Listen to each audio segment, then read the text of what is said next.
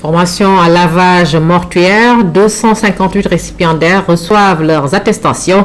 Le Centre d'études de recherche et de formation sur l'islam dispense ce programme sur le service funèbre depuis 2010. L'édition 2013 a enregistré la participation massive des femmes. La cérémonie de remise des attestations est présidée par Serigne Abdelaziz Amin, Al-Amin donc, Fantabachi. Perdre un proche et voir son inhumation retardée, une situation insupportable pour tout musulman. Il y a 2 ans, j'ai perdu ma soeur et j'étais obligée de faire appel à une dame qui était à Koloban pour qu'on puisse faire le lavage. D'autre part, c'est parce que l'on appréhende tout simplement d'être seul avec le défunt ou la défunte. Il est très rare dans les coins de voir quelqu'un qui fait ce lavage, puisqu'ils disent tout le temps qu'ils ont peur d'approcher le mort. Pourtant, c'est un devoir que chaque musulman doit à son frère et à sa sœur en islam. L'objectif de la formation répond aux enseignements du prophète paix et salut sur lui, qui demande à tous les musulmans de s'instruire pour l'accomplissement le plus correct des pratiques culturelles. Depuis 3 ans, le CERFI a initié cette formation en lavage mortuaire. Aujourd'hui, hôpitaux et mosquées sollicitent l'expertise du centre. Les demandes venant du directeur de l'hôpital principal, du directeur de l'hôpital Aristide Le Dantec, du directeur du centre hospitalier de Fann et du CTO. La promotion 2013 baptisée Fawad Weli a enregistré un grand nombre de femmes. Elles sont 142 contre 116 hommes. Au total, 258 personnes sont formées au respect des rituels du service funèbre. Il consiste à assister les musulmans agonisants jusqu'à sa mise en terre. Serigne Abdelaziz Alamine a présidé la cérémonie de remise des attestations. Il a invité les musulmans à se former dans ce domaine.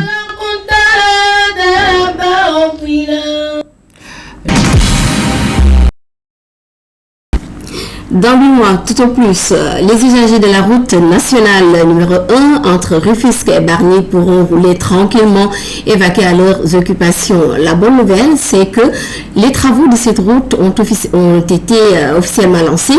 Le projet va coûter au moins 3 milliards de francs CFA. Damsilla. Rallier Rufisque-Bargny ou Bargny-Rufisque par la route nationale n'est pas une chose facile pour les automobilistes. Ils perdent trop de temps sur cette axe. Pour assurer un niveau de service compatible au volume de trafic, l'État du Sénégal, en partenariat avec la Banque mondiale, a débloqué une somme de 3 milliards de francs CFA pour réhabiliter le tronçon. L'axe rond-point de bataille de Rufisque allant jusqu'à Bargny sera élargi en 2 fois 2 voies.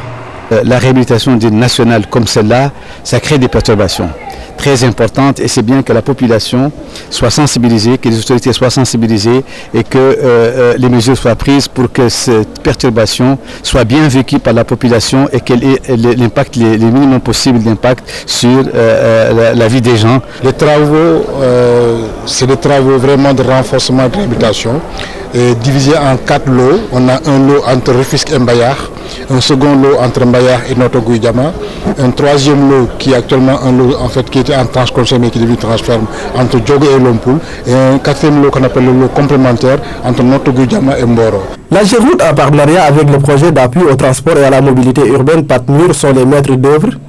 Un atelier de réflexion et de partage est tenu ici à l'hôtel de ville de Rufisque pour discuter avec l'ensemble des acteurs concernés. Une discussion qui a suscité de nombreuses attentes. Elles sont multiples, mais pour l'essentiel, la route nationale numéro 1 traversant notre ville est une épine dorsale dans le cadre du transport international. Sous ce rapport, les collectivités locales ne peuvent que se réjouir que le tronçon qui est entre Bargny et Rufisque soit réhabilité en 2 fois 2 voies. La réalisation de ce projet va participer à l'augmentation de la capacité d'écoulement du trafic, mais aussi d'améliorer les conditions de sécurité sur le tronçon Rufisque-Bargny.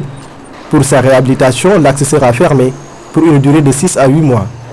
Et ça en vaut la peine. Quand on diversité et cohésion dans un monde globalisé, c'est le thème d'un colloque international qui se tient demain, samedi 9 février à Dakar. Il sera présidé par le Premier ministre Abdoul Mbaye. Manifestation organisée par l'Alliance turco-sénégalaise atlantique pour le dialogue culturel ATSA. Avec Oumindour, voyons les contours de la présence culturelle turque au Sénégal. 8 heures au collège de garçons Bosphore du groupe Yavuz Selim.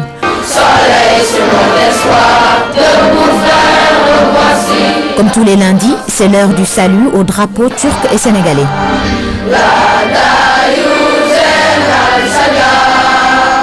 Les 500 élèves de 19 nationalités sont tous tenus d'y prendre part. Après l'exécution des 2 hymnes nationaux, les élèves rejoignent leur classe dans la discipline.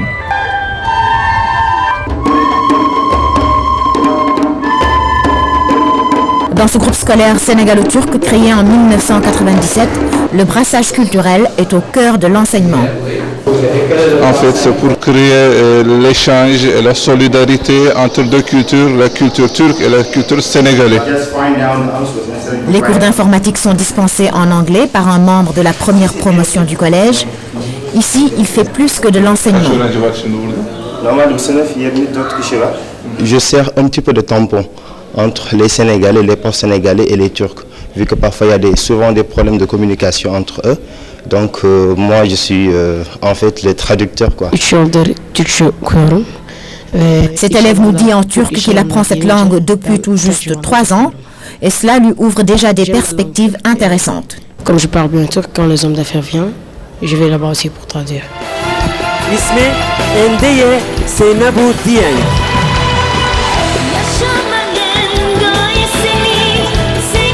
Olympiade en langue turque 2012 à Istanbul.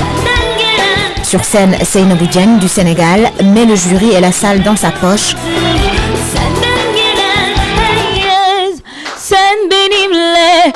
Et revient au pays avec la médaille d'or en chant. Elle est dans la même classe que Khadi Dembélé au collège des filles Sultan. C'est un succès pour moi de parler plein de langues comme le français, l'anglais, le wolof et en plus aussi de cela le turc. Et ici, l'échange linguistique trouve tout son sens puisque les profs turcs aussi se mettent au wolof. Amna niant ane Sénégal dama liggéey fii collège au Sultan. C'est déjà quelque chose, un véritable brassage. C'est beau à voir et ça ne peut se réaliser qu'au niveau de l'éducation. La présence culturelle turque au Sénégal, c'est aussi la gastronomie.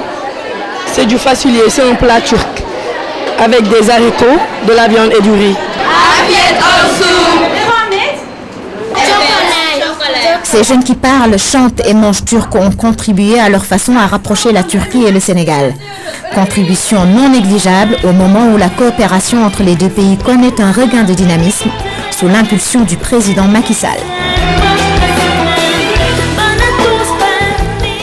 Et l'avenir du monde, c'est le brassage, le métissage culturel et autres métissages sous toutes ses formes. Et ainsi se referme.